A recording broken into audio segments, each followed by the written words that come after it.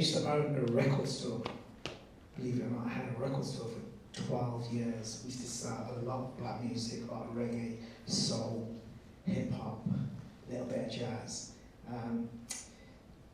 Grime was relatively new, technology was relatively new. I closed the shop in 2005. The thing that shut us down was downloading. You know, so those who are old enough to remember vinyl. Do you remember LimeWire? Napster, yeah. So Napster's coming back apparently. But anyway, so I was used to saying vinyl. Oh my God, going back a little bit, mixtapes, bootlegs, all that stuff. But even as a record store sort of owner, I had loads of specialist staff. We were really interested in, you know, difference, and we had to be different because owning an independent store not in the city centre of Birmingham is quite a task. And so we set up a label. We were events organisers. We were producers. I say set up a label. It was a bit of a joke really. We released one track and we used to do a lot of bootlegging. But it sounds really good, doesn't it? I've set up a label. It's a complete lie. But what we discovered was in education at that time, key stage 3 and technology were really playing a really important part of what was going on. Teachers who teach music in schools, they love music, they love teaching, but they were really struggling with technology. So we discovered arts and music education, and we spent a fortune around just travelling the whole 80% of the schools in Birmingham, around 60% of the special needs schools, just to understand what teachers needed, what the learning of students and talent. Next slide, please. So yeah, that was a store. You can see it's old because it's got old graffiti and all that stuff. So UK Music, as I said, we are not government. It's a very, very strange organisation. So if you picture trade bodies and unions that work in the music industry, so people like the Musicians Union, people like PRS, people like PPL, BPI, who represent major labels, around 12 years ago, the government, all these trade bodies and unions, they lobbied the government, said, oh, you need to change this, and some are for the creators and some are for the record labels, and everyone's going to government saying, you need to change this, it's really bad, protect our venues, protect our audiences, protect our regions. And government said, no, you know, there's too much noise, come through one voice. So this is really strange company called UK Music. Some of you may or may not have heard of it. I guarantee all of you heard of PRS, because that's where the money is. But these are 10 really sort of interesting organisations, and that's what UK Music does. And I chair the Diversity Taskforce. So often, there's a lot of middle-aged, white, heterosexual, overweight men arguing with each other. and one thing they all agree on, well, two things. One is talent, and second thing is diversity. So I chair this thing, and I work across all of these strange organisations to look at sort of equality and diversity and to try to sort of make things a little bit better. And so you can find all that stuff online. But obviously, the last 3 years, you know, we've had massive attention in this area of work. We've, you know, on the back of Me Too, Black Lives Matter. You know, there's a couple of slides that we pulled up. Colston Hall, yeah, Colston. It's interesting, you know, it's intriguing about roads and Colston. You know, I'm not really a fan of chucking statues in rivers, but it should have been chucked in museums so we could have that public discourse. But a lot's happened. How do we actually look at just everything that's happened? How do we make it better? How do we look at our notes? And how do we just let it all better? Bottle up all that energy and remix it, you know, and to have this hard discourse, you know, about all the things that really matter. So, what's happened is, although I say UK Music is not government, we work very similar to that, and we have like data, and we do reports, and our lovely colleague over here has helped us with loads of interesting research. In 2020, obviously on the back of murder of George Floyd and all the things that were going on, it was a moment to really reflect and look at how we do things and why we do those things. So we collected some data, but it was the first time we thought, what's the point of collecting data? Well, you know, what is the actual point? You get loads and loads of reports, and they just hang on shelves. So what we tried to do was, we tried to build strategy with that data, and but it wasn't totally data-driven. It was sort of 50% lived experience, 50% data. So we built a thing, and actually, I didn't say it originally, but I was a big fan of the Black Panther movement, and Black Panthers, the people just think of them as sort of radical sort of socialists. Actually, some of their education welfare plans were phenomenal in terms of feeding children. So the Black Panther movement have got a thing called a 10-point plan, and I thought, do you know what?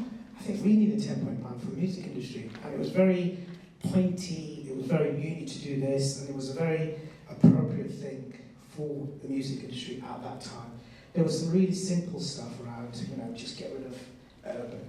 What does urban mean? Get rid of, can we just stop saying BAME? Can we call people, black, Asian, Bengali, Pakistani? And then there was some slightly more sort of pointy things like, can you look at your board? Can you look at governance? And it was really appropriate at that moment to have this type of strategy built from data and loads and loads of conversations with loads and loads of different people in loads and loads of different areas as well. So my thing was, how do we look at UK from almost like a non-SW1 perspective? How do we talk to colleagues in Burnley, Sunderland, Swansea, and really get nuanced opinions? So yeah, this was quite good. It was smart, 2 years, and it seemed to work quite well, primarily because we had sign-up from every single chief executive, every single chairman, and most of the people in the music industry. It was collaborative and co-design, so it wasn't sort of my opinion or the task force opinion. It was a sort of collegiate opinion, and it was appropriate for that time. But this is the biggest thing that I think. For me, this is the big slide that often we forget. If we look at diversity, if we look at inclusion, if we look at equity, people often look at these things as outputs. Right? CSR, let's do some stuff over there. And often companies don't look at it as an input. So they don't look at diversity, they don't look at neurodiversity, disability as the input for fiscal change. But not just for social change, but for fiscal change, because the evidence is bloody clear. There's no point messing around. It's like, having more women in your company is better for the bottom line. It's like, everybody's been saying for years, having more diverse people from different communities, and not just race and ethnicity, but class, is better for the bottom line. I don't need to sort of pull out reports and talk to you about, so historically it's like, I'm going to lose money on this. It's a fiscal argument, it's not. But the thing is, there's not enough people. Somebody mentioned earlier about allyship, which is a really good point. There's not enough people that, I'm not sure there's enough people that actually believe it, if I'm honest. And then we've got to communicate it better. So diversity as an input, innovation, change, technology. So all this stuff that you hear about AI, crisis in the music industry, the only thing that's going to solve it is diversity. Diverse communities looking at problems in diverse ways. Next slide, yeah. So, changing audiences, technology and consumption. There's this whole debate about AI and, just being reflective of these changes. If you look at modern day Britain, I'll use just race and ethnicity for 1 minute. Our big cities, Birmingham, Leicester, London, Manchester, the global majority cities, and see that we're 67% diverse. Some of our schools are 95% diverse. So we have to be reflective of modern day Britain, and modern day city, town and village. And I think if we're not, then we're not going to solve these big problems that we have. And does anybody know what that is there, by the way? It's a Roblox conference. Does anybody know what Roblox is? Yeah, okay, cool.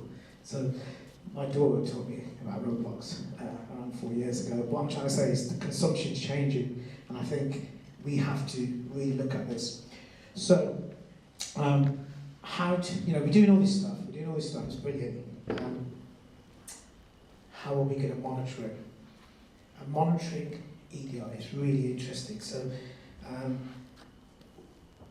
we looked in the music industry, are there any sort of frameworks? What can we use? And I'm a big fan of looking outside of your sector. So if you work in health, look at finance. If you work in education, look at the environment.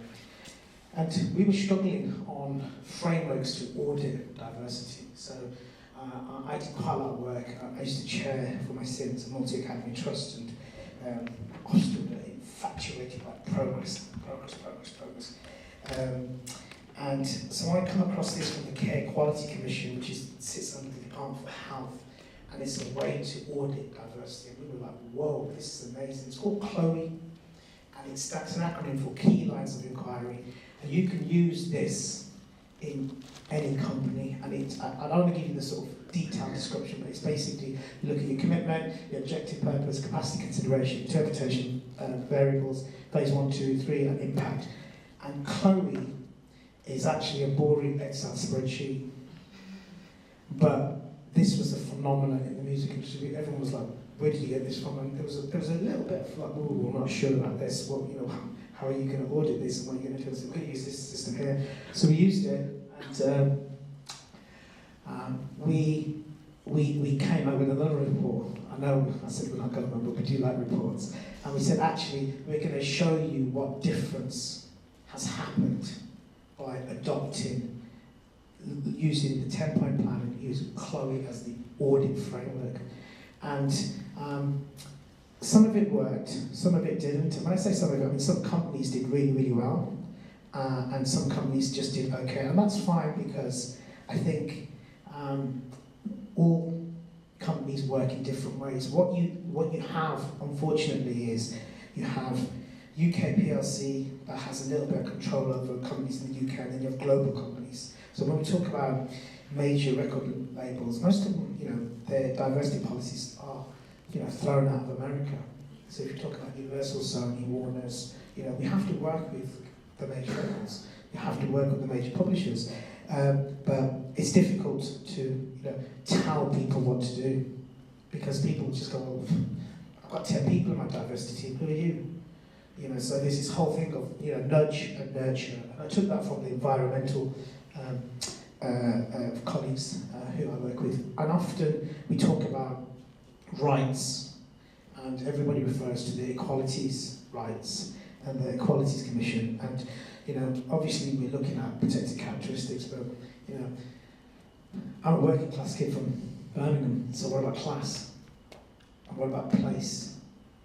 And when you talk to a lot of people, music arts is unfortunately becoming the privilege of, the bank of mum and dad, especially learning instruments. If you're based in smaller towns and villages, there's place privilege as well. So if you're in London, there's just more jobs there. It's a fact. Manchester, Leeds here closer. So these are real burning issues that we have to look at, and taking everything about looking at things from a real intersectional perspective. We need to have these big debates, and we need to talk about them all the time. I put this slide up because I think we've got to be careful that we don't become more polarised. So I'm polarised, and we have to engage in really hard, complex, awkward conversations. We've got to look at cancel culture and what that means and what that looks like. And I put 3 images, so you may or may not be aware of Wiley. He had he went on his anti-Semitic monologue and said some awful things about the Jewish community, which is terrible, and we have to call that out. But actually, so did Eric Clapton, and actually, so did Morrissey. So I suppose what I'm trying to say here is, be careful about who you ban from social media platforms. Actually, only one person got banned, and that was Wiley. So I think we have to be really careful that we don't have double standards on legislation or how we feel You know, so somebody said, somebody earlier was talking about rights and being a feminist. I think, you know, if you work in this field, you're naturally a feminist. That's what I think. But, you know, some people don't want to call themselves that, you know, which is up to the individual. Next slide. But I think this is really, really important, you know. So where are we now? What are we doing? And so I introduced, and I brought this slide in because I thought there'd be some academics here as well. So introducing theory of change to the music industry is like a bun fight. It's just like, what the hell are you talking about? And I said, for the next 2 years, we need to look at, rather than us tell you what to do, so you need to do this, you need to do that, we need to build some systems in, so as colleagues said earlier, around systems change. And I thought, again, theory of change came from outside of the music industry, not inside, and it's very simple. It's a bit like, I don't know, it's like year one, like phonics for adults. So it's just like, what do you do? How are you going to do it? Who are you going to do it with? What are your outputs? What's it look like? And I didn't call it theory of change because that's too complicated. I call it moving the dial because it's like scratching, music industry, moving the dial. And it's really, really simple. It's like, you know, your resources, people, money, often, what do you do? You know, what are you making? What are you producing? What are the outputs, outcomes, and impact? And just trying to get to grips with, you know, what is the difference between an output and an outcome? And this took a little bit of time. And Ollie's in the room. He saw the first presentation I did around a year and a half ago. And people were like, hey, what's this? And they were like, oh, yeah, everything. But it seems to have worked. But what I had to do was use theory of change, next slide please, and build it into the music industry. And I was trying to work out how I'm going to simplify this for the music industry. So as a child I used to love Tetris. And so I said I'm going to build a Tetris style theory of change, which was basically, if you picture theory of change going that way, and why I worked with the task force, so what do we actually do, and what does the industry do, and what do you think we need to do, and how does it need to work? And I sort of started building these things, and I started looking at the centre, and it all makes sense in me. It looks a little bit weird, and I'll forward you the PDF of this afterwards as well, so you've got access to it. And we just started pulling out stuff like, we want improved equality of opportunity. What are the things that we want as people who work in the music industry? You know, we want better representation from underrepresented groups. We want to lead the sector. So although we complain about music, actually we're way ahead of other sectors in creative industries. Just look at the design lot or the architecture lot. You know, they're a little bit behind us, but we've still got loads of work to be done in the music industry. So I colour-coded it, kept language really, really simple, and then I started building things up into blocks, and suddenly we came out with five Ps.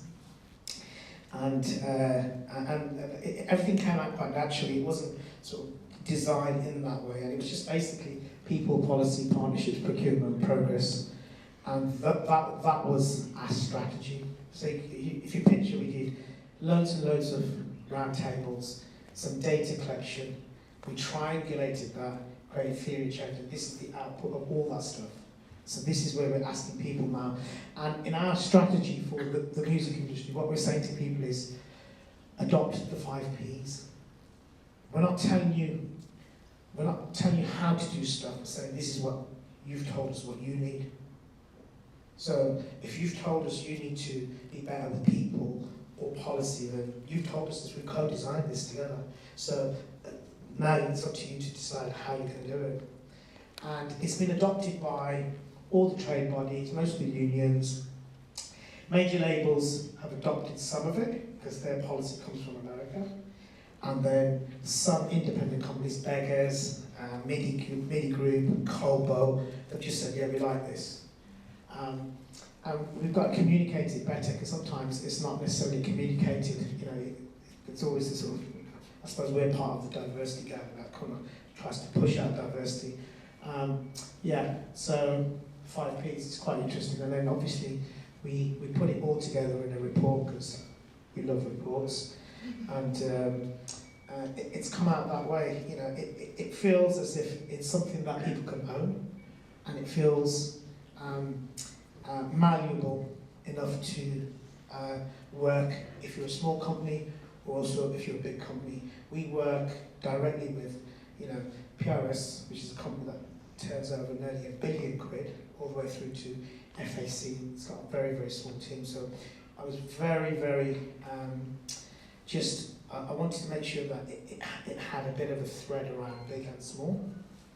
And here are, I think, some predictions that I've just made up.